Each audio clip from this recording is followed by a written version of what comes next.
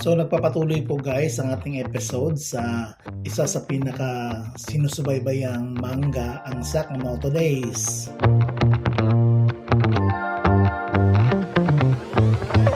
So yun na nga guys, nagtrabaho na nga si Shin dito sa department store ni Taro Sakamoto at sa episode na to guys ay nag-usap-usap si Shin at si Taro kung saan yung pinag-usapan nila is about sa nung panahong nagtatrabaho pa si Sakamoto bilang hitman. So sabi dito ni Shin guys na grabe boss, ang lupit mo talaga sa paglaban kahit hanggang ngayon, kahit nagretiro na kayo napakalupit nyo talaga. Then ito namang si Taro kasi nababasa ni Shin yung mga nasa isip niya, sinabihan niya tumahimik ka nga, magtrabaho ka na lang dyan. Pero ito namang si Shin guys ay sa sobrang ingay nito at salita ay parang nadulas ito sa pagkakasabi niya. Sabi niya dito ay at saka boss, grabe, muntik mo nang mapatumba yung isa. At nagulantang naman itong si Away guys, yung asawa ni Taro, at sinabi niya, honey, wag mong sabihing bumalik ka na naman sa pagiging hitman mo, di ba nag-usap na tayo niyan? At itong si Taro naman ay sabay deny. Grabe yung deny ng mokong na to guys. At ito naman si Away, sinabi niya, dahil ginawa mo yan, meron kang penalty. Diba sabi ko sa'yo, pag sinira mo yung rules and regulation natin sa bahay, lalo na pag bumalik ka sa pagiging hitman mo, ay ang kapalit nito ay divorce. D-I-V-O-R-C-E. Divorce. So in-spell pa talaga ni Away guys ang parusa, ang penalty dito. At ito namang si Shin guys ay parang syempre first time niya pa nagtrabaho. Sabi niya pa kay Sakamoto, family rules? Ano yung ibig sabihin ng family rules, boss? At nabasa niya sa isip ni Sakamoto na sinunggaban siya sa leeg. At sabi naman ni Shin, pambihira ka naman boss, kahit dito sa pag-iisip ko, parang pinapatay mo na ako. At sabi naman ni Sakamoto, sabi ko na sa'yo tumahimik ka na ang ingay mo pa. Syempre guys, si Shin guys ay hindi lang siya clairvoyant na makakabasa ng sinasabi sa isipan ng isang tao, kundi kung ano rin ang nasa isipan nito guys, yung parang thoughts nito guys. And then sa other scene naman guys ay itong si Away kasama yung kaibigan niya ay parang nag-grocery sila. At sabi ng kaibigan niya, parang ibayat yung pakiramdam mo ngayon Away ha. At sabi naman ni Away guys na, oo, nagtalo kami ng asawa ko kaninang umaga. Kasi paano ba naman, sinira niya na naman ang rules and regulation namin sa bahay. At sabi naman ng asawa, ganun ba? Ay nako, yung mga lalaki talaga. O sige na, mauna na ako. Okay, ingat ka.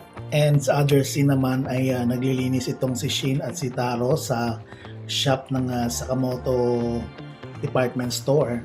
At napansin ni Shin guys na nagpapatrol itong matandang police officer. At sinabi ni Shin na, sir, magandang umaga. Parang kayo lang yata nag-iisang nagpapatrol ngayon. At sabi naman ng matanda, oo.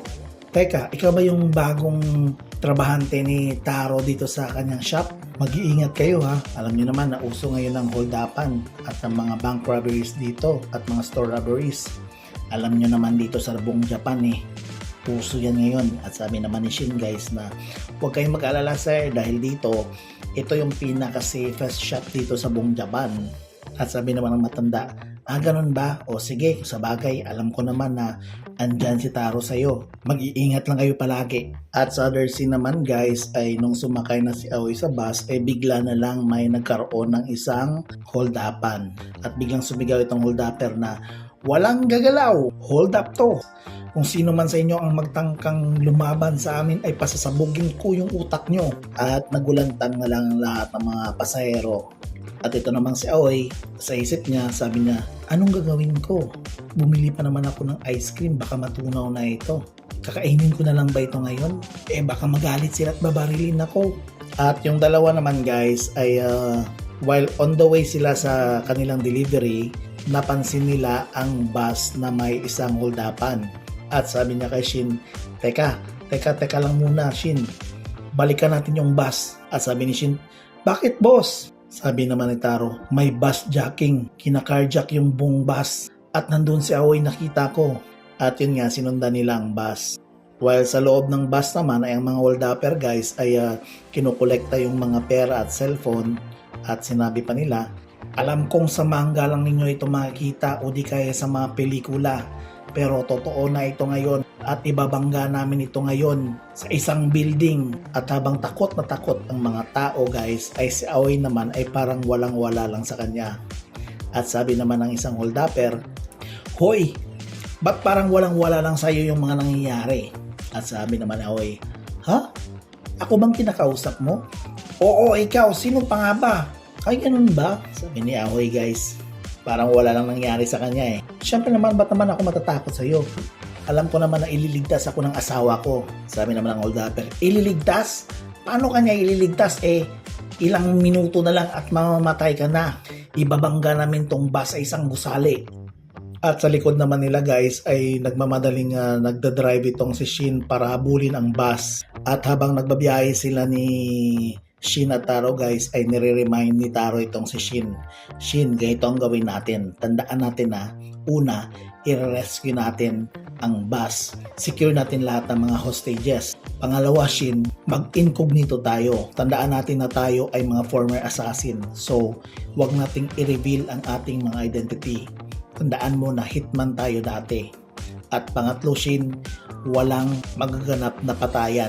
Kahit anong mangyari, kahit may baril pa yan sila o hindi, sa part natin, kaya natin gumamit ng anong klaseng bagay para maging weapon natin. Maliwanag ba? Okay, boss. Yan din po sana yung sasabihin ko sa'yo eh. Pero matanong ko lang, bakit parang napaka-careful nyo ngayon, boss, pagdating sa patayan? At yun nga guys, na-revealed sa previous na mga taon nung nanliligaw pa si Taro guys na meron pala silang blood compact kumbaga ni Aoi guys. Kung saan alam ni Aoi na si Taro ay isang hitman at assassin. So, ilang beses nang sinabihan ni Aoi si Taro na huwag nang bumalik sa pagiging assassin niya. Dahil kapag bumalik siya sa pagka-assassin niya ay magpapakamatay siya. So, nung time na ito guys ay nag-away sila dahil nung panahon yan ay parang siguro ginawa ni Taro na naman, isinira niya na naman yung promise nila ni Aoi. Kaya ang ginawa ni Aoi guys ay magpapakamatay na lang siya. Tumalon siya dito sa bridge guys. At nung tumalon siya guys ay sinalo siya ni Taro. Pagsalo ni Taro sa kanya ay nung nahulog na sila ay nagulat pa itong si Aoi dahil hindi siya namatay. At akala niya rin guys na nahulog siya sa snow. Pero hindi niya alam, sinalo siya ni Taro. At sinabi niya kay Taro, yan ang mangyayari sa akin kapag sinuway mo ang lahat ng mga rules and regulation natin. Tandaan mo, malapit na tayong ikakasal. Nung panahon na to guys ay malapit na silang ikakasal. So, sinunod ni Taro ang lahat ng mga rules na ginawa ni Aoi para sa darating na pamilya niya. At ang pinakamahirap na i-overcome ni Taro ay sabi ni Aoi ay huwag ka nang pumatay ng tao kahit kailan. Kaya sa present scene na ito guys ay makita po natin naka-smile lang si Aoi dito sa bus habang hinahabol ni Taro ang bus.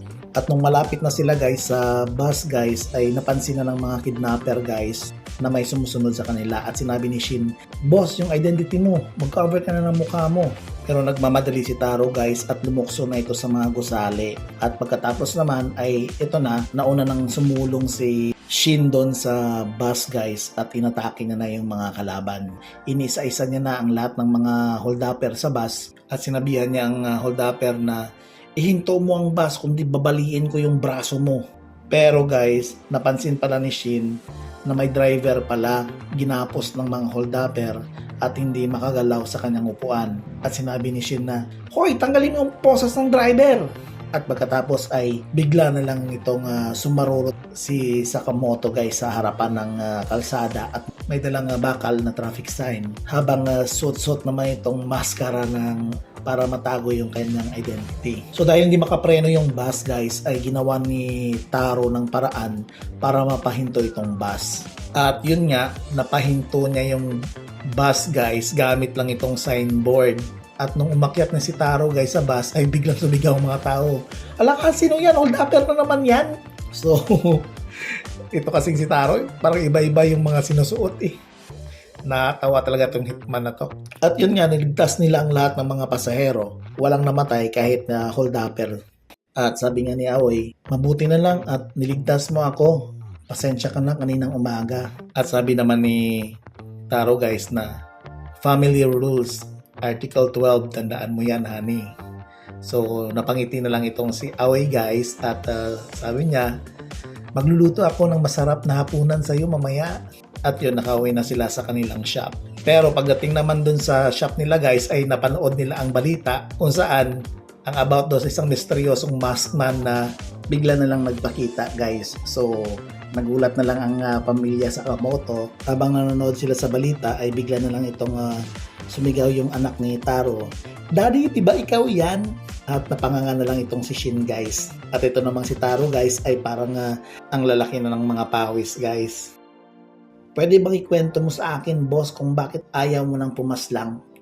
Parang nakakaintriga kasi yung mga pangyayari ngayon eh. At bigla na lang itong nilabas ni Sakamoto yung family rules notebook na guys.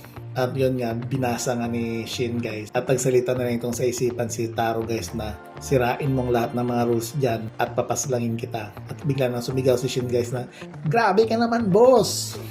So hanggang dito lang ako guys at magpapatuloy po ang episode natin sa Sakamoto Days at huwag po natin kalimutan na mag-subscribe and follow sa ating mga videos para mas updated tayo. Ingat guys!